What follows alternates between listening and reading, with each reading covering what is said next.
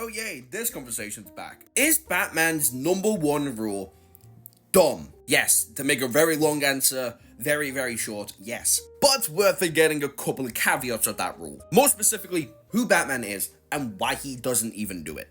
In where there are three answers. There's the thematic answer, the canonical answer, and then Batman's reason. The thematic reason is Batman is the representation of, like, hope. He's the grim, dark side, more down-to-earth side of it, but he is pretty much Superman's inverse. And with that, he needs hope that he can bring a better Gotham, that he doesn't fall down the same hole that pretty much 90% of his rogues gallery has already gone down. The second reason is he's seen murder before as a child. He knows how much consequence goes into when a person dies. He doesn't want to be a part of that consequence. And the third reason, he's a psychopath. And he knows it! As he said verbatim on multiple different occasions and gone on multiple different tirades, that the second he kills, he will fall down that rabbit hole. You know how people drink alcohol, do drugs, and start smoking? They do it once because everybody else has done it, and then they get used to doing it. Eventually, even liking it. And he knows he is no better because he's human, and he'd fall down that rabbit hole because he is no better than the freaks. Especially since we know 99% of universes where Batman does kill,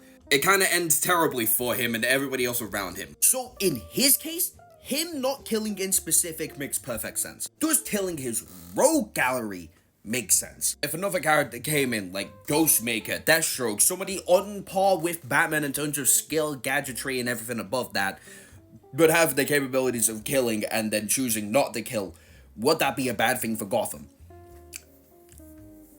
Modern day comic books, that might be a bit trickier to answer than you think. Especially since half the rogues gallery are like damn near anti-heroes now. Like, would you find a good reason to justify killing Mr. Freeze, a man who is only actively trying to heal himself and his wife? Harley Quinn is a damn near superhero at this point, and Poison Ivy's an anti-hero because she's in love with fucking Harley. Depending on what comic book run you're reading, Clayface is a fucking hero. Typically on a party system with people like Cassandra Cain. But then there's like the really obvious ones that desperately do need to die. Like Bane, a man who has controlled the city so many times that has done so much heinous shit to not only Batman, but to Gotham in general that, yeah, justifying his murder doesn't take a whole fucking lot. There's Hugo Strange, an absolute fucking psychopath psychiatrist who loves manipulating and taking advantage of anybody and everybody around him, and I don't think I really need to explain this one. But then there's the ambiguous ones like Killer Croc, a Mad Hatter, Two-Face, in where they can be reformed, but it's just gonna be way too fucking difficult, so is it worth going that far? In general,